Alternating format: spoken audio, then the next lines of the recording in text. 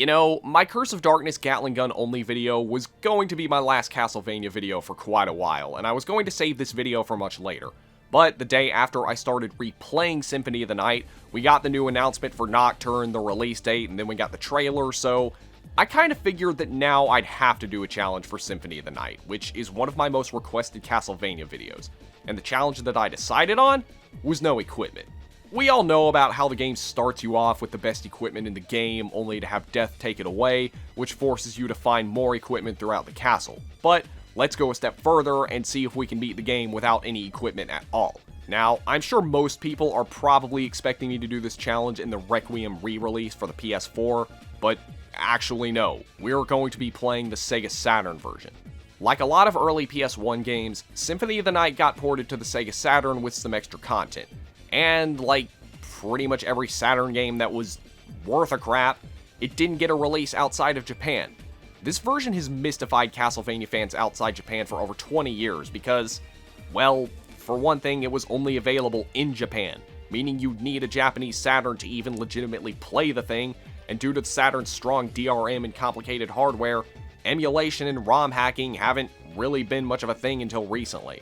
What's more is that with all the re-releases and remasters of this game over the decades, none of them have actually included any of the new content that was added in the Saturn version. It really seems like Konami wants everyone to forget about this version's existence, but as of 2020, thanks to the efforts of ROM hacker Knight of Dragon, the Saturn version is now fully playable in English, and that's the version we're going to be playing.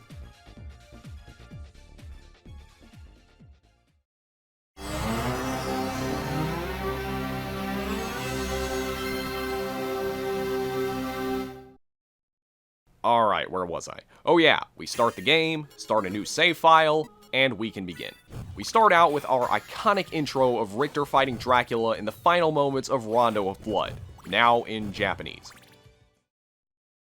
滅びよ、ここはお前の住む世界ではない。くだらん。どちらが正しいか、死をもって分からせてやる。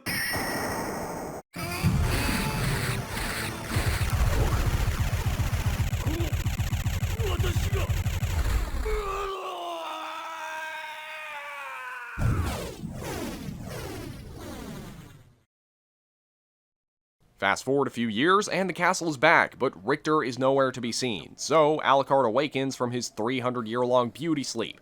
Beauty sleep that definitely had a noticeable effect, and attempts to face Dracula on his own. Now, we all know what's coming up, and as much as I want to make it my headcanon that Alucard just decides to stop using equipment after death takes them away, I also want to stay as faithful to this challenge as possible, so I'm going to unequip everything at the start.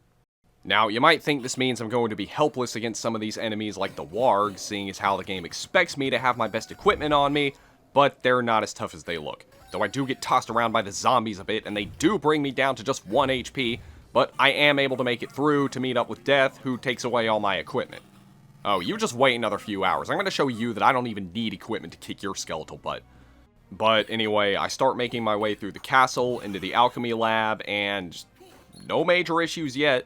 Most of these enemies are still going down in just 1 or 2 hits. I mean, it's going to be a while before I start having any real trouble with the enemies. In fact, here, I would argue it's actually better to just go bare-fisted because you can attack at a more frequent rate than you can with the sword or the red rust. Even the knights are easy to take down, and before long, I get my first sub-weapon and make it to the first boss, Slagra and Gaibon. Like most first bosses, these two are pretty easy. For the first phase of the fight, at least I think this boss is divided into phases, sometimes they go out of order, but whatever the case, when the fight starts, Slagra will wield a spear, and Gaibon will pick him up and drop him next to you. Like, he won't even try to drop him on top of you. When I attack him, Slagra flinches, and then Gaibon picks him back up. This pretty much creates a loop that's just fall down, get attacked, fall down, get attacked, until he drops his spear, then he'll attack you with his beak, most of the time. In this case, I guess they realize that their first strategy isn't working, so they separate. Now, Gaibon will fly around and shoot fireballs, while Slagra just kinda stands around, and it only takes a few more hits to kill him. Now I can focus on Gaibon. Gaibon is kind of hard to hit in the air, but he's a sitting duck when he comes down to attack you. Not only can you easily dodge his fireballs by crouching, but you can easily land a lot of good hits while he's attacking. and even if you're standing, you can block his fireballs by punching anyway. After doing this just once, he turns red, but he only gets a chance to get off one attack in this form, and then goes down after just 3 more punches.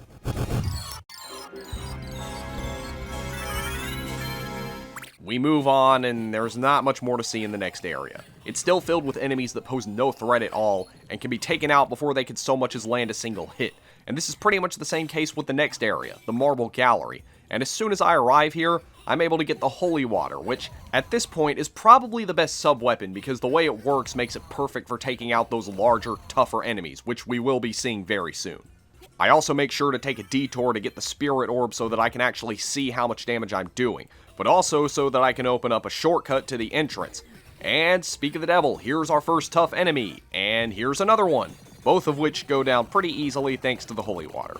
Now, on the way down, you might have noticed a doorway on the opposite side of the hall. Yeah, this leads to the first Saturn-exclusive area, the Cursed Prison, although I don't actually recommend going here right now because these enemies are much higher level than anything you've seen so far, and will see for quite a while. And even if you do make it to the end of the hallway, all you're going to get is a door that you can't open because the switch is on the other side. Though I will say this is a great place to do some early game grinding if you don't think this game is easy enough, but otherwise, I'd say come back later. Getting back to the main path, we run into Maria in the clock room, who is sadly not voiced by Yukari in this version, beat up some stone roses, and however you're supposed to say that, get to the outer wall where we start seeing some Medusa heads, and we have to fight the next boss, the Doppelganger. And unlike the last one, this one is actually pretty difficult, mainly because, unlike my Alucard, this one isn't doing any kind of challenge, and he can use whatever weapons he wants. Landing a punch is pretty much impossible without taking a hit because the Doppelganger has a sword, but worst of all, with the way knockback works, he could follow this up with more attacks until he pushes you into a corner, and this could drain all of your HP in one fast combo. Did I mention that he can also turn into a bat and fly into you? The Holy Water isn't really much help against this boss either because of how much of a small target he is, and even if you do manage to catch him with the Holy Water's flames, it'll only hit once or twice because the recoil will knock him out of it. After, I don't know, like 10 or so attempts, I go down and replace my Holy Water with a knife, because at least with this, I can hit him more consistently, and it doesn't use up as many hearts. And this proves to be the ticket. It does still take a couple more attempts, but at this point, I've somewhat figured out his attack pattern. In my final attempt, I'm able to dodge a good chunk of his attacks, and I'm able to get a few lucky hits on him when he's hopping around. There are even a few instances where I'm able to land a few punches on him while he's crouching. The biggest game changer, though, is definitely the knife. While it is only dealing 2 damage, it does allow me to safely hit him without the risk of getting too close, and thanks to it, I'm able to take him out with just 4 HP to spare.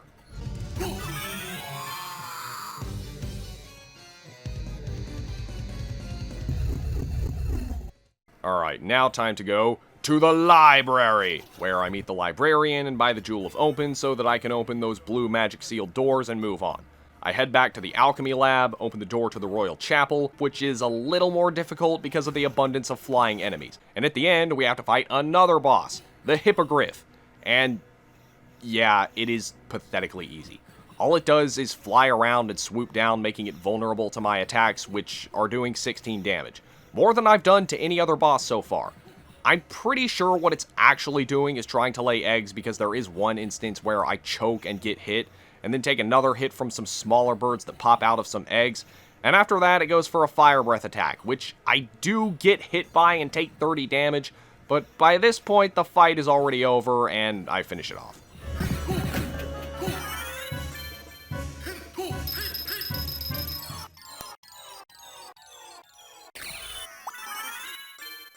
Now we move on to the part where we get the Leap Stone, allowing us to double jump, where there is also a conveniently placed teleporter, which I use to go back to the outer walls and then to the clock tower, with all the annoying enemies like the floating skulls, the giant floating skulls, the Medusa heads, the golden Medusa heads, the harpies. This is probably the worst area in the game for any type of short-range weapon, and that goes double for the Holy Water, but I don't want to get rid of it because past that are the Sword Lords, and I pretty much need the Holy Water for them. Though, even with that, I just barely make it through the area, and at the end, I have another boss I have to fight, Karasuman, but this is probably the easiest boss in the entire game. Throughout the entire fight, he manages to get off 2 attacks, the Feather Shot one and the Dark Homing Orb one, both of which I dodge.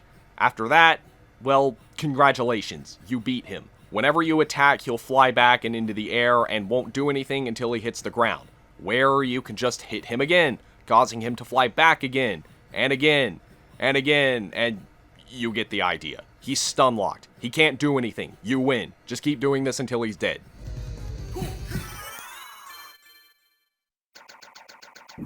My reward for beating him is a life bonus and a shortcut to the castle keep. Yeah, that boss isn't actually required, but it's so easy, there's really no reason to skip him unless you're doing, like, a pacifist run or something. Also, now that I have the double jump ability, I can use it to get to the top left area in the clock room, which takes me to Alrox's quarters, then to the Colosseum, which has one of my favorite soundtracks in the game, but a lot of hallways guarded by tough enemies that have pretty decent rewards at the end. And even the toughest enemies aren't anything a little holy water won't take care of. The only ones I just straight up ignore are the Blade Masters, because they hop around a lot and deal a lot of damage, and I just don't want to deal with them. Now, the boss of the area is Richter, or more specifically, his pet Minotaur and Werewolf. Now, the Minotaur is a complete joke. After getting hit by his flying dash attack, I repeatedly punch him in the kneecap and kill him before he can even do anything else. The Werewolf is a little trickier because he's a smaller target and moves around faster, but he barely has any HP and doesn't move around fast enough to make him resistant to my holy water. And after taking hits from just a few of my attacks, he goes down.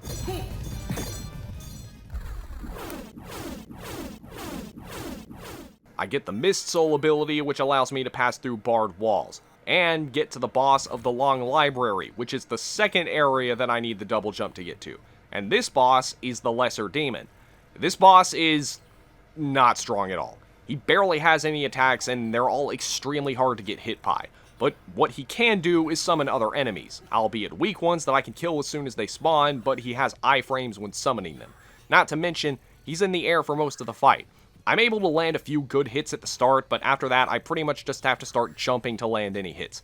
This fight isn't really difficult, but it does take a little while, mainly because it takes me a couple of minutes to realize that he's not going to land on the ground after he starts flying, but I do figure out a good strategy. As soon as he starts spawning minions, if it's the Mudman, I'll throw some holy water at the ground and then jump up to hit him. If it's an ectoplasm, well, I just have to kill it and wait. And with this, taking him down does not take long at all.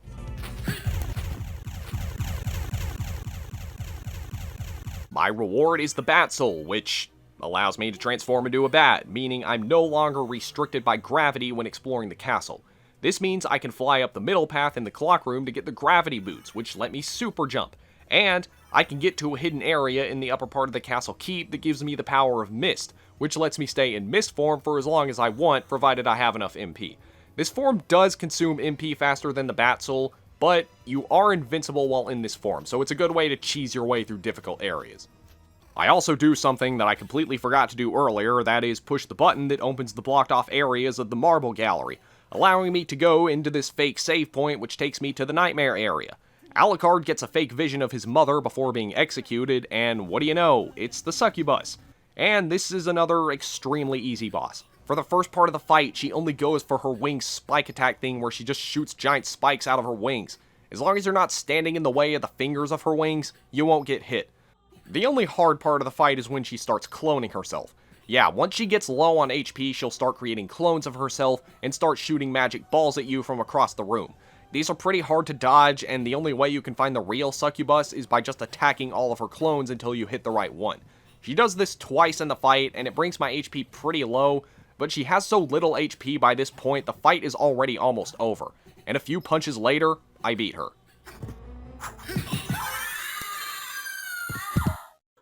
夢の世界での死は精神の死だ。抜け殻のまま永遠にさまようがいい。待って、お願い。She literally gets banished to the Shadow Realm, and I'm rewarded with the Gold Ring, one of 2 items I need to open the secret door in the clock room. Also, I'm pretty sure I was underleveled for that fight because I gained 4 levels after beating her. Oh, and while I'm here, I think this is a good time to revisit the Cursed Prison, seeing as how the other entrance is right here.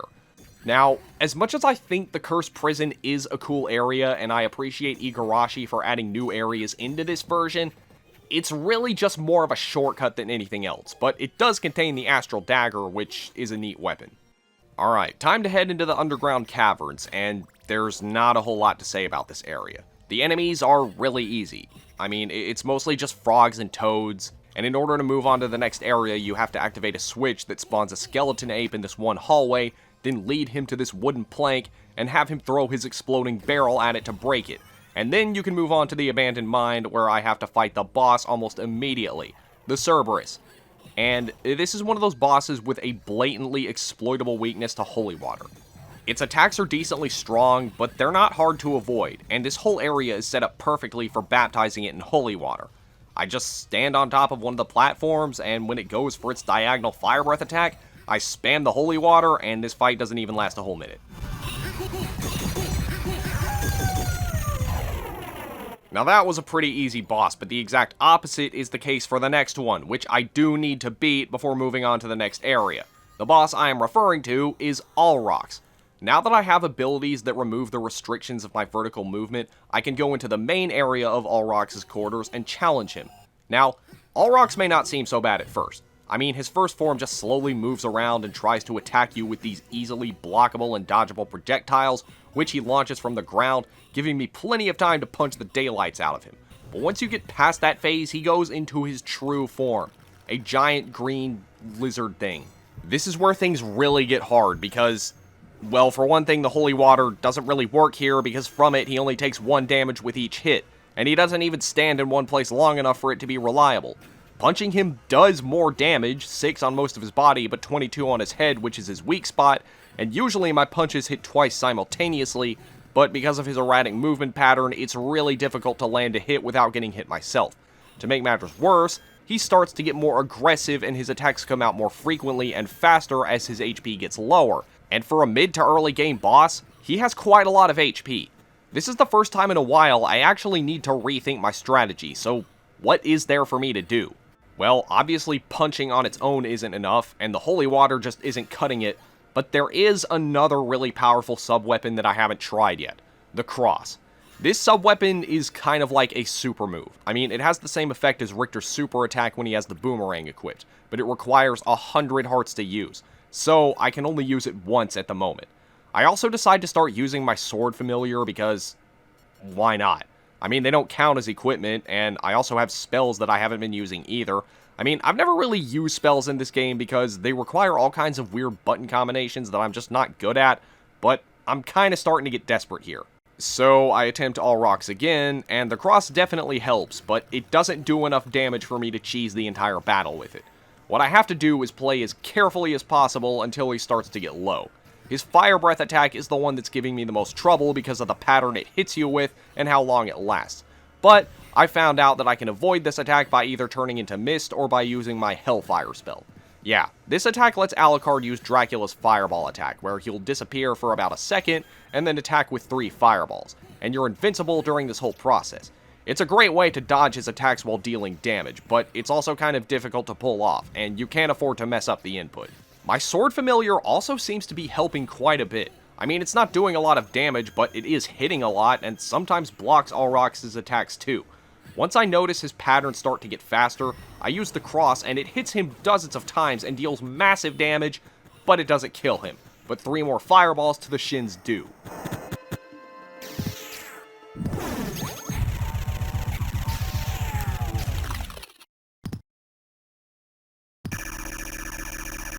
That was probably the hardest boss so far, and my reward is the Echo of Bat Soul. And now I'm going to enter the Catacombs, the deepest area in the castle and home to mostly harmless but some more annoying enemies, like the Ukoboks. These little guys like to fly around and drop little fireballs everywhere, but the reason I wanted to get the Echo of Bat Soul is because I need it to get through this dark room surrounded by spikes. The Echo of Bat Soul is the only way you can see the spikes in this room. I mean, theoretically, it's not required, but getting through without it requires a lot of trial and error and a lot of luck. Although, now that I think about it, I probably could have made it through with the power of mist. But anyway, on the other side of this room, you get the Spike Breaker armor, which lets you move through spikes.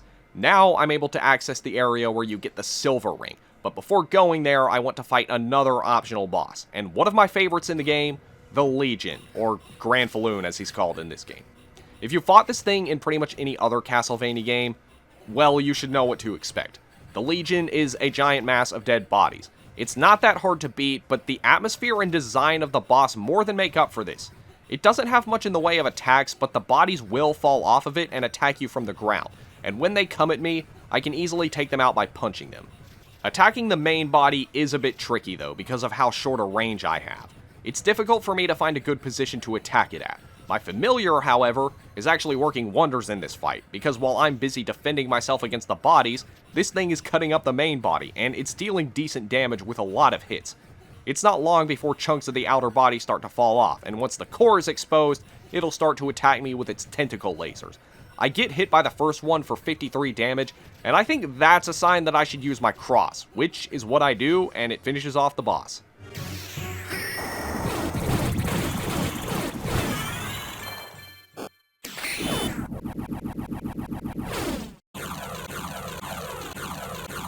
Oh, and my reward for winning is another sword that I can't use, but that's okay, I just wanted to show you the boss. But now, I think it's a good time to move on with the game and be done with the main castle.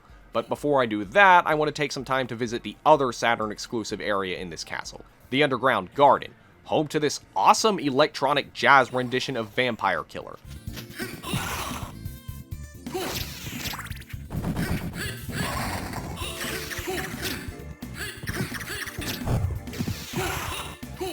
As well as many new enemies, like the wannabe Belmont skeletons, Pokemon Dugongs, and oh sweet Jesus, kill it with fire, or blunt force, or whatever. It's a cool area, but like the Cursed Prison, it's pretty small. After this main area, you have to fight your way through some hallways, and at the end, you fight a new boss, the Skeleton Leader. This is very much a kill or be killed boss, and despite it not being very hard, it does take me several attempts. First of all, as soon as he spawns in, he'll throw a very fast shuriken at you that's guaranteed to hit you on your first attempt. But this battle is problematic mainly because so many of his attacks cause poison, which makes my damage output go from 8 to 1, and because potions are banned, I can't use anything to cure it. If I get hit by a single one of his poisoning attacks, it's pretty much an automatic reset, but his other attacks are still powerful on their own. He doesn't have a lot of HP, only 444, which is pretty low for this late in the game. On my successful attempt, I pretty much handle this normally until my HP gets low, and at that point I use my cross, and that does more than enough damage to finish him off.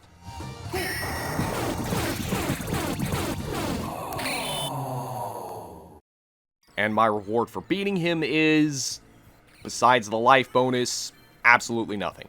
Anyway, getting back to the main story, in the Royal Chapel you may have noticed this hallway surrounded by spikes. At first, you might think you could just fly through with the Bat Soul, then pass through the gated area with Mist, except at the end, there's a blue door, and since you need to be in your human form to open these doors, well, that's what the Spike Breaker is for. What you're actually supposed to do is simply walk through it with the Spike Breaker armor. One problem, though. The Spike Breaker is a piece of equipment, and this is a no-equipment run. Now, there is another trick to getting through it without the Spike Breaker, and that is by using a potion. When Alucard uses a potion, he gets iframes that will allow you to open the door and go inside. But the potion counts as equipment too, because it has to be equipped before I can use it. So, what does this mean? Is the run over? Well, I'll leave it up to you to decide. Of course, I'm not going to end the video here, but with the rules I've been using up until now, I can say that it's not possible to beat Symphony of the Night without equipment, but it is possible if you make an exception for potions and other consumable items. So, I go inside the room, run into Maria again, get the silver ring, and now I can go into the clock room and... oh, wait, I have to equip them. Man, this game really knows how to kick me while I'm down. So, yeah, the hidden door that leads to where you need to go will not open unless you have both the silver and gold rings equipped. I mean, they don't do anything, but still. And with that, I can say it is not possible to beat Symphony of the Night without any equipment, at least under normal circumstances. I am aware that there are speedrunning tricks that let you skip the upcoming Richter fight, but I'll get to that in a minute. For now, I have to go into this giant cube thing and meet Maria, who wants to test me before giving me what I need to fight Richter. So, we have to fight her as a boss, and holy crap, this is what you call a difficulty spike.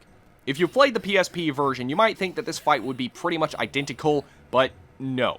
In that version, they changed Maria so that she plays more like she did in Rondo of Blood. Here, she plays more like a fighting game character, and this boss fight reflects that. Her attack pattern is much more erratic and unpredictable. Her attacks come out really fast, and that throwing knife attack, I'm convinced that when you're jumping and she does that, you have no choice but to take a hit. Although, for her first phase, it actually isn't too difficult. It's really hard to land a hit without her immediately countering with a much stronger attack of her own, but at least I can still deal damage. No, things don't get really bad until her second phase, where she'll protect herself with this elemental force field, and with it, I can't attack. Not with my fists because I don't have enough reach. If you were thinking I'd be able to cheese this fight with the cross, you'd be wrong because she outright blocks any and all damage from it. I tried going back and getting some holy water, which damages her, but only deals 1 damage with each hit. I tried just about everything, waiting things out to see if her shield will go away, using post-hit invincibility to get inside and try attacking her. Nothing seems to work. The only thing I haven't tried yet is relying on spells. I tried the Hellfire spell, and it kinda works.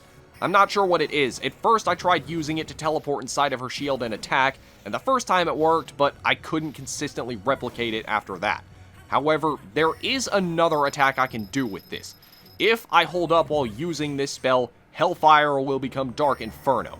That's the dark ball attack that Dracula uses, and this one seems to work much better. When it hits, it deals 19 or 20 damage, and most of the time, it seems to hit, but not always, but it's my best attack at the moment. After some more trial and error, I think I have Maria figured out. Dark Inferno seems to hit more consistently when I'm closer to her. It also seems like her AI isn't sure what to do when I'm in the process of using this attack, so she just keeps backing up.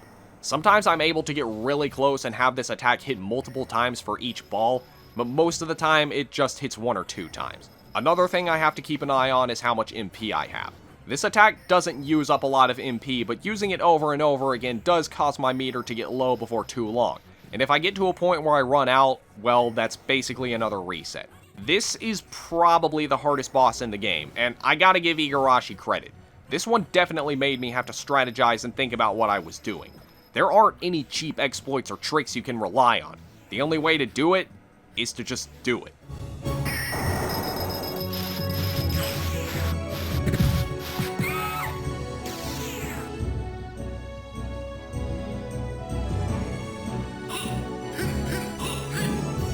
After deeming that we're worthy, Maria gives us the holy glasses, which allows us to see what's controlling Richter, and yeah, this is also a piece of equipment. Though this is where I should point out that I am aware of certain speedrunning tricks that allow you to bypass the Richter fight. However, the most common one, in the Saturn version, the room before where you fight Richter, is a completely different load zone. In the PS1 version, you could just walk right in, but in the Saturn version, it takes you to a different screen. Every other trick that should be possible despite this limitation, I wasn't able to do, and I can only assume that's because I'm playing the Saturn version. There aren't really a lot of speedruns of the Saturn version to go by, so if anyone who is more familiar with this version wants to correct me, be my guest. But for now, I'm just gonna have to do this the legit way, which means breaking the rules once again by equipping my holy glasses. When you equip the holy glasses, you'll see this floating orb around Richter, which you need to attack without killing Richter. I tried attacking it with my fists, but it wasn't long before I just said screw it and used my cross, and this automatically finished him.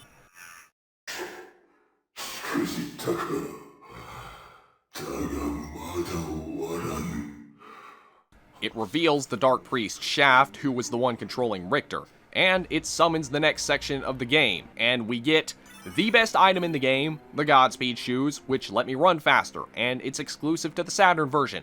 Konami, why have you not put this in any other version of the game? Anyway, we can now explore the inverted castle, which, as you'd probably expect, is the same castle we just went through, just upside down, but also with new bosses, enemies, and items. You might think that going through it would be a similar process to how it was in the first castle, but it's really more of a last stretch of the game kind of area, albeit a very big one. There are all kinds of bonuses and overpowered weapons and abilities scattered all over the place like dirty clothing in a college dorm. I mean, in the quote-unquote secret room that's right there after you enter, there are 3 life and heart bonuses.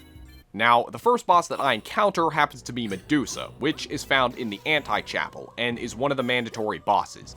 This fight doesn't go too well at first. Once again, I'm at a huge disadvantage due to my lack of range, and her attacks are pretty strong. However, I can always try bunny hopping. Yeah, the dive kick has been in Castlevania as early as Symphony of the Night, but it's also kind of unpredictable as usual, and most of the time it works, but sometimes you'll just randomly take a hit and get knocked back. Even then, it's only doing 6 damage, which isn't as much as I would like, so I just leave and challenge the Darkwing Bat instead. If you played Castlevania before, it's the giant bat, only this time it's fought much later than usual, and it really just flies around and occasionally blows wind at you, knocking you into the wall for some damage, but I can easily avoid this with my mist form. I do find this boss kind of annoying just because of how narrow its hitbox is, but you can get some good hits on it by bunny hopping while it's flying horizontally. After a while, I get hit by its blood-sucking attack, which takes away like 120 damage, so after that I just use my ultimate weapon, the cross, and that does more than enough damage to finish it off.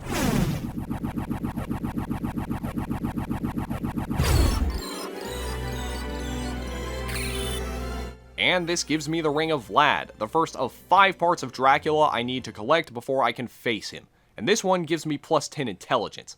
I head back to the Anti-Chapel and challenge Medusa again, only this time I bring along a secret weapon.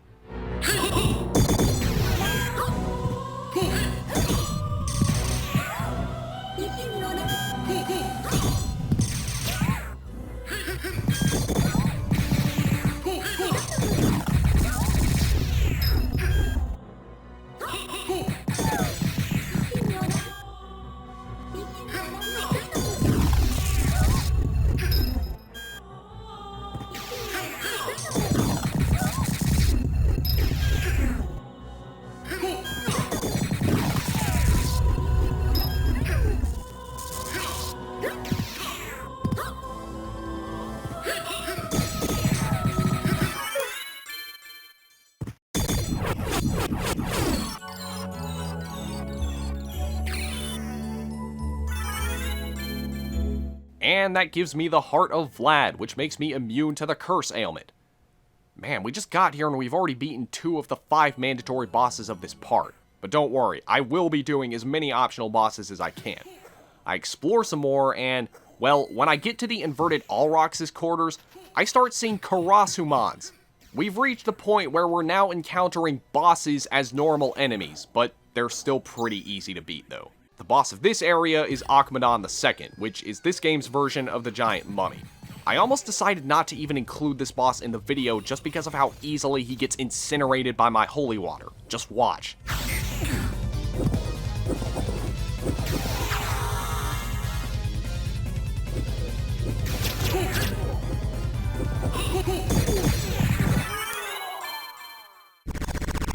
Now, the first of the optional bosses I want to fight are the clones of the Castlevania 3 characters, who you fight in the Colosseum, and you fight them all at once. When you start your first attempt at this fight, it may look overwhelming at first, but you'll soon learn that you don't have a whole lot to worry about. You are fighting 3 bosses at once, but they all pretty much just spam the same attacks over and over. The only one with a bit of variety is Trevor, with his different sub-weapons, but either way, once you take out one of them, it gets much easier, and when you've taken out 2, it's pretty much over. Sypha is the one that I decide to focus on first. Her floating in the middle makes her vulnerable to bunny hopping. This is also the first fight where I'm able to get any real use out of the Soul Steal spell. Yeah, by doing a really complicated button combination, you can do this move that hits every enemy on screen multiple times and restores 8 HP for each hit. It hasn't really made enough of a difference in earlier bosses because it just wasn't doing enough damage or restoring enough HP to be used as anything other than a last-ditch attempt to bring back some HP during a boss fight.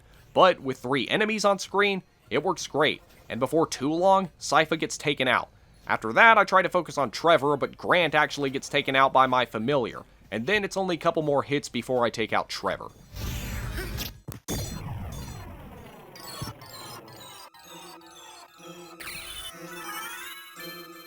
I don't get any cool rewards for beating them, but it's still a neat boss.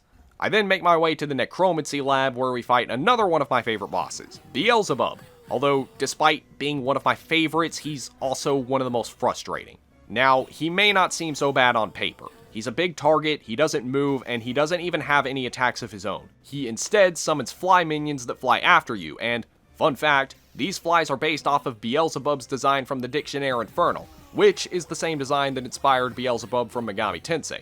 But the worst part of this fight is that there are many of these tiny worms that fall from his body. They are extremely hard to see, and while they only deal 1 damage, if one makes contact with you, you're getting poisoned, which will both weaken your attacks and double any damage you take from the flies. It's guaranteed to happen at least once in every attempt, and I'm not really in any position to be soft resetting every time because of how tough this boss is. I swap for the axe, and it seems to be doing better, but remember what I said about this only being not so bad at first? Well, I keep attacking the boss, but once I start dealing enough damage, his body parts start falling off, which means now I have to keep jumping higher and higher every time I want to attack. When it gets down to just his upper body, I'm just barely able to hit him with my axe after double jumping. But the worst part is that he starts summoning more flies to go after you.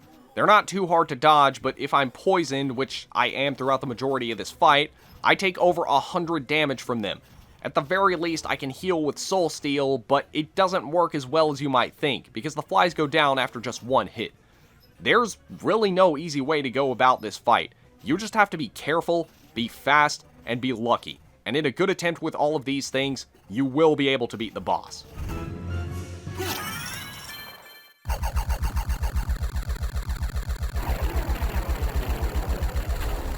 Now, I haven't really been talking much about the enemies in the castle because I don't really think most of them are worth it. However, in the lab, there's this one area with lesser demons walking around. Only now they're able to summon much more powerful enemies with their ability, including other lesser demons, which can summon other lesser demons, and you get the idea. I tried to see if I could nuke them all at once with Soul Steel, and this happened.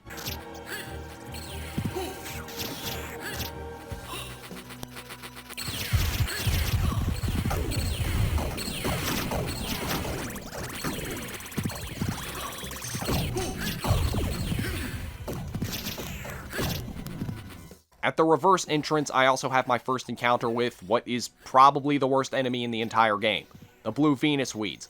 These things may not look so tough, but they're actually very strong, and their projectiles can hit you from anywhere. Like, they don't even have to be on screen. One minute you see one and try to back away, the next you're getting pelleted by these flying thorns. Oh, and the Hell Garden isn't much better because now you have cave trolls that jump around and shoot lasers at you. Cave trolls shooting lasers? Really? Cave trolls are supposed to be big and slow and stupid. Did Igarashi ever read The Hobbit? Now, while there's no boss in this area, there's the Alucard Spear, one of my favorite weapons, mainly because of its huge range, although I do find it funny that Alucard is using it incorrectly. I head into the Reverse Caverns, which has even more of the blue Venus weeds that kill me. A lot. And I make my way into the cave, where I finally get to face the Grim Reaper, and he can't take away my equipment here because I'm not using any. But yeah, out of all of Death's incarnations throughout the Castlevania series, this is probably the easiest one to beat, but it does still take me a few attempts. The main reason this fight is so easy is because, unlike his other incarnations, Death doesn't actually have an idle hitbox, meaning you can't bump into him and you won't take any damage from touching him. His spinning sides are pretty numerous, but they can easily be countered with just about any attack, and avoided, especially with my Power of Mist ability. I just keep tossing him around with my punch until he gets to his next phase, where he'll summon 2 electric balls that home after you. Very slowly, it doesn't really change much, but after that he goes for his floating green skull attack. These things travel much faster and closer to him, making hitting him extremely difficult. This is what gets me in my first few attempts, but he'll stop doing this after a while, even if you don't do any damage to him. So I just stay in my mist form until he starts going for his weird boomerang attack thing. This thing is somewhat tricky to avoid at first, but again, it doesn't take me long to figure it out. I just wait for him to attack, dodge, follow them back, punch him, and repeat. I do get kind of low on health, and I try to see if I can heal with Soul Steel, but for whatever reason, it doesn't seem to work. I decide it's better to just fight with low HP than get carpal tunnel in my right hand, so I attack and finish off his first form. After getting past this form, well, you now have to deal with his second one, but this one is actually even easier than the first. As soon as he switches to this form, I immediately use my cross, which does some good damage, but it doesn't kill. Getting close to him now is a little more dangerous than in the last fight because he now attacks with his claws, but they're actually not too hard to dodge, especially with the Godspeed shoes. However, the way I go about this is by attacking, then using the power of mist to get through to the other side. And I keep doing this until I'm able to take him out and get the Eye of Vlad.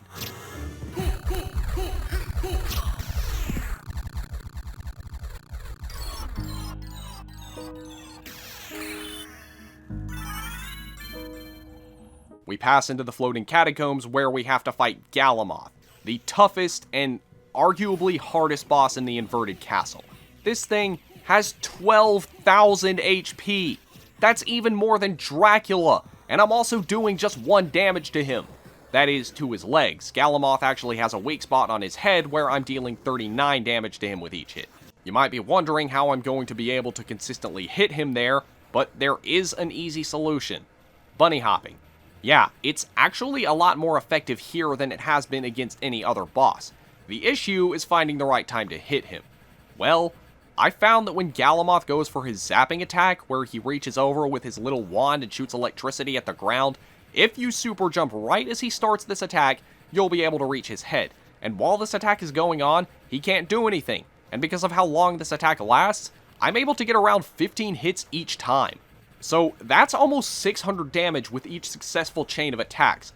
But of course, this relies on him actually going for this attack, which he usually does, but his other attacks are this one where he'll shoot some electric orbs at you, one where he'll shoot a wave of electricity above you, and one where he'll simply attack. And all of these attacks can easily be avoided by changing into mist. It's kind of annoying because sometimes he'll go for these attacks over and over again, but it seems like there's a sweet spot that you can stand in that makes his AI go for the electric attack. It does take a good number of attempts because, I mean, with how much HP he has, it's kinda hard to go that far without making enough mistakes that cost you the game. But if you get low on HP, you do always have the option to go for Soul Steal, which helps, but this also drains your MP significantly, and you don't really want to be caught with an empty MP gauge, because that means no super jump and no mist form. But once you do get through him and beat him, you deserve a pat on the back.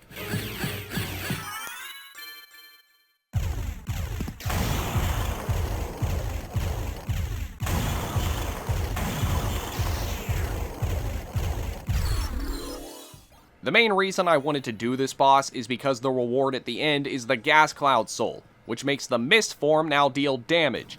Yeah, it's probably my favorite soul in the entire game because it allows me to do cheesy crap like this.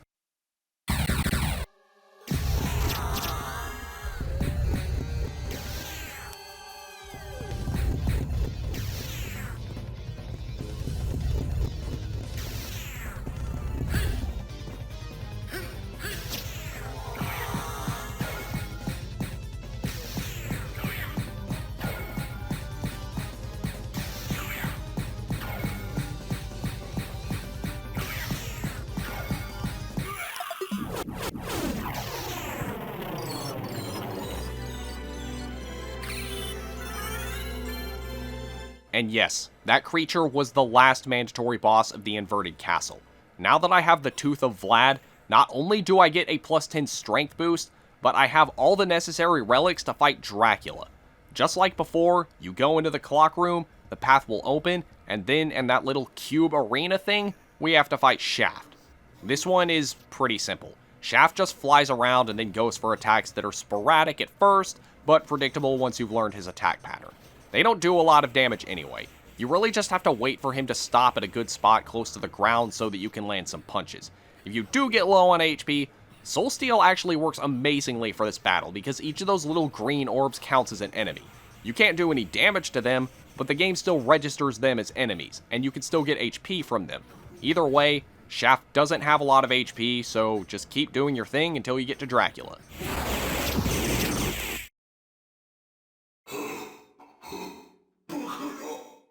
自分の肉体を捨てた者にこの世での居場所などない。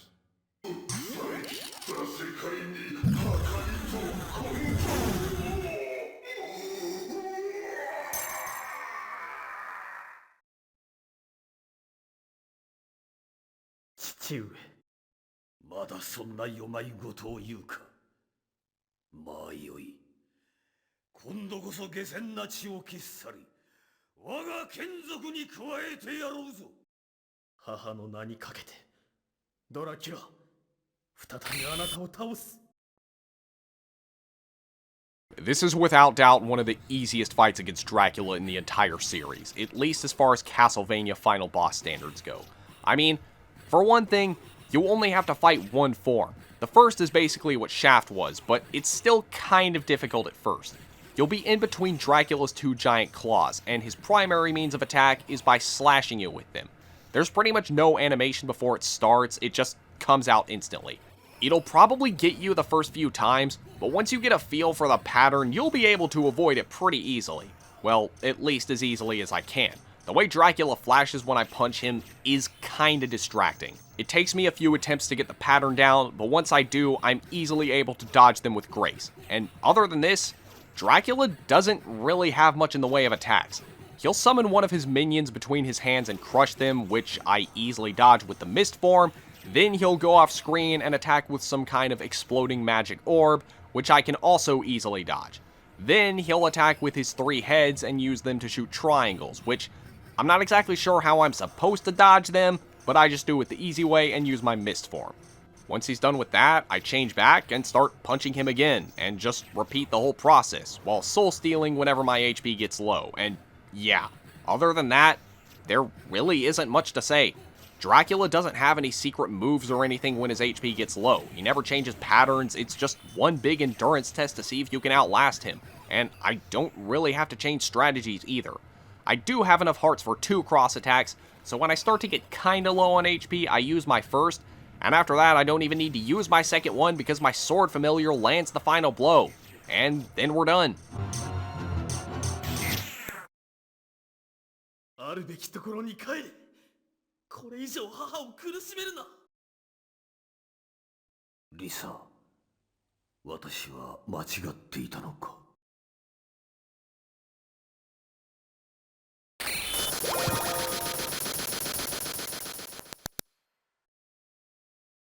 The castle disappears, we all say our goodbyes, and then the credits roll.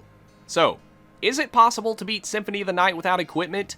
No, it is not. At least not on the Saturn, because there is that part that requires the gold and silver rings to be equipped, and then the holy glasses for Richter, and then the spiky hallway that requires either a potion or the spike breaker armor. The usual speedrunning tricks did not work for me in the Saturn version, but like I said before, if anyone more familiar with this version wants to prove me wrong, you are more than welcome to. And I could say that it is at least possible on the PS1 and PSP versions. But yeah, that is going to be it for this video. I hope y'all enjoyed, and I do have one more Symphony of the Night video that I want to get out before Nocturne comes out. But until then, be sure to check out my links in the description. Consider leaving a Ko-Fi donation of just $3. Be sure to rate, comment, and subscribe, all that good stuff. And until the next video, I will see you all later. The best of me is all I have to give, just like the sun.